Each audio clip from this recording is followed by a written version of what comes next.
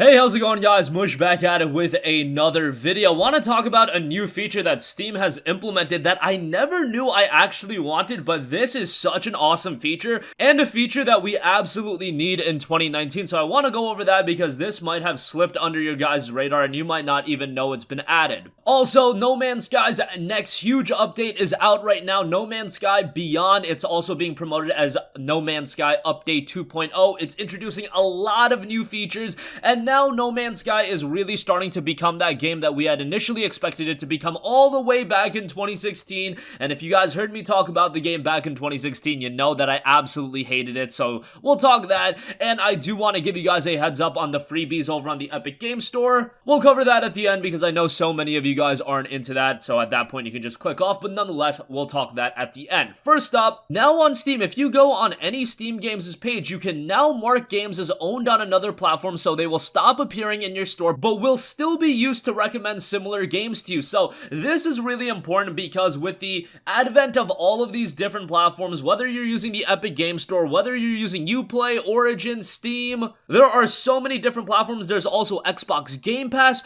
There are just so many avenues to get games now where even if you don't own a game on Steam, you might own it on a different platform, and I'm happy that Steam's actually aware of that fact, and they're going to give you the option to not actually see games because you might own some of these games that are constantly being promoted, constantly shoved down your face, and you're like, alright dude, come on, I already own this game. And even if you don't own the game, let's say you're subscribed to a service like Xbox Game Pass, that is a constantly growing service, and it has north of 100 games already, and some of those games are gonna be games that are gonna be promoted on Steam pretty regularly. Once Metro Exodus is released on Steam, for a lot of you guys, that's a game that's gonna be promoted over and over again, but you might already own the game on Xbox Game Pass, which at that point, that's just a game that's taking up space on your store page, and it has really no value to you in the context of Steam outside of using it as a tool to recommend games similar to that, which you can still do. And by the way, if you do ignore a game or suggest that you've played it on another platform, you can of course undo this if you go into your settings, so it's not like you filter a game as ignore or played on another platform and then the game is gone forever and you can't pick it up on Steam anymore. Absolutely, that's not the case. You can undo that and then the game will appear again, and if you do want to buy it, of course you can buy it that way. But from a Steam standpoint, this doesn't really benefit them all too much because, of course, they'd want to continue promoting these games to you, especially if they do get discounted or whatever the case may be,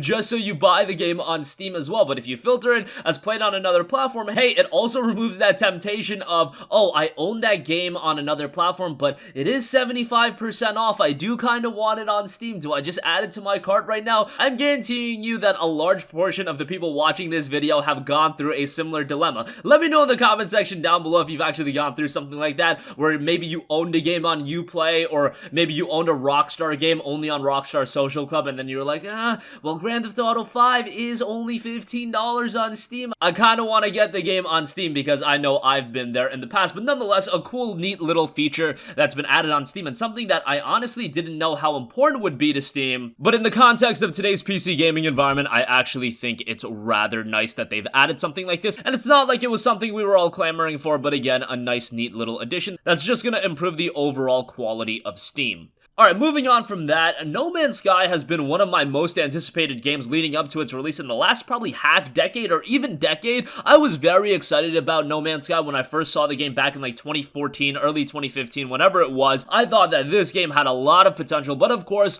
when the game was released in 2016, it was an absolute train wreck. I still remember it, August of 2016, I believe. This game was just bad in every regard. It had a mostly negative reception on Steam, which of course isn't the best, but now it's been getting updated and it has become a much better experience. Is it perfect? Absolutely not. But given the fact back in 2016 we were paying a full $60 for this game and we're getting a portion of the content that's available right now, No Man's Sky has a ton more content and it's actually a relatively robust experience that, yes, still has its fair share of issues, but Hello Games has remained committed to it, and now we have No Man's Sky Beyond. Well, what does Beyond include? Update 2.0, it's also being called, massively expands the multiplayer experience introduced in Next. It takes immersion to a whole new level with fully fledged virtual reality, which is something that I've been wanting for a very long time. I thought No Man's Sky and VR would go hand to hand so well, even going back to 2014 when VR wasn't as big as it is now. I was just looking at No Man's Sky and I was like, man, this would be an awesome game in virtual reality. Unfortunately, at this point, it's still quite a barrier to get into VR gaming. It's so expensive. The best route to go if you want a budget-oriented VR experience is honestly on the PlayStation 4, PlayStation VR at this point. PlayStation VR at this point, you could get it for like $250, get a couple games with it on top of that, and the PS4 itself, obviously not an expensive box.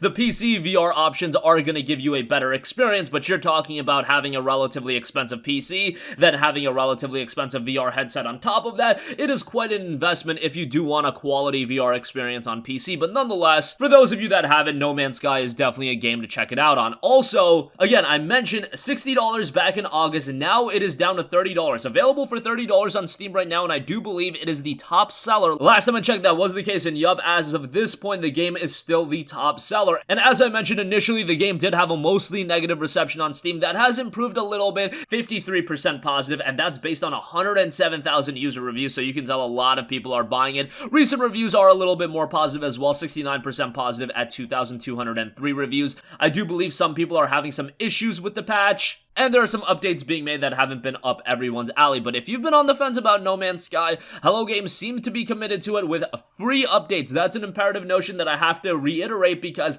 they could have charged for these updates, or they could have abandoned this game altogether, be like, hey, we got your money, time to skedaddle on out of here and work on a new game. But no, they've stuck around with No Man's Sky, and given that it is relatively cheap at this point, I mean, $30 is still a decent investment, but much better than the initial $60, and it has so much more content. Check it out on Steam, play it for an hour or two. If you don't like it, refund it, but if you do like it, maybe stick around to it, and maybe this is the game that'll also get you into VR gaming, because based on what I've heard, I haven't tried the VR component myself, but I've heard it's rather good, so that's another nice point about it.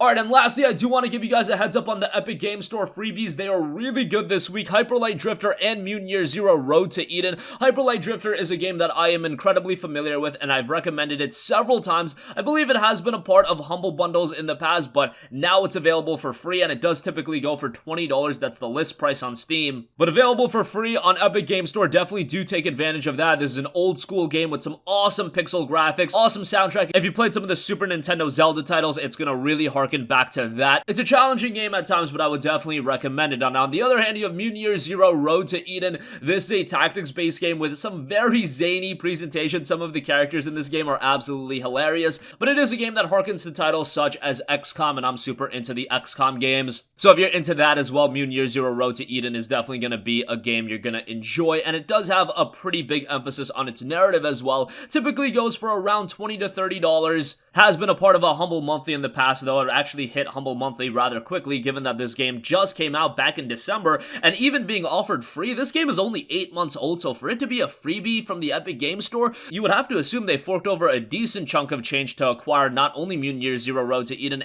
but Hyper Light Drifter in the same week, so that's pretty awesome for the consumer. It would be interesting to know the financial side of things and understand how big of a loss leader offering free games like this every week are, but nonetheless, those are the two freebies this week. And come next week, the freebie is going to be Fez, which is a really good game as well. I'll talk that next week, but just be on the lookout for that. And that's gonna conclude this video, guys. Again, Steam getting a pretty nice little update now. Now you can mark games as played on another platform or owned on another platform. If you're an Xbox Game Pass subscriber, or you own a lot of games on Origin, or just other platforms in general, this is going to come quite in handy. No Man's Sky's next update and beyond is officially out now, adds a lot of new content, and EGS is giving away 2 free games in Hyper Light Drifter as well as Mutant Year Zero Road to Eden. Check those out. Links to everything will be in the description box down below. That's going to wrap up this one. If you have a request for a future video, leave that in the comments section below, and I will catch you guys in the next one. Peace out. Hey, what's going on, guys? Mush here again. Hope you enjoyed the video. As you guys might know, YouTube's notification system is sometimes a little bit wonky, even if you're subscribed to the channel. Maybe you're not abundantly aware that I uploaded a video. To remedy that situation, make sure you hit the bell notification button. This way, whenever I upload a new video, and I try to upload as consistently as possible, you will be notified directly of the upload, and you can watch it as soon as it goes live. I would really appreciate if you guys hit that button so you can stay up to date with all of the content I'm posting. But as always, guys, thanks for watching, and I'll catch you guys in the next one. Peace out.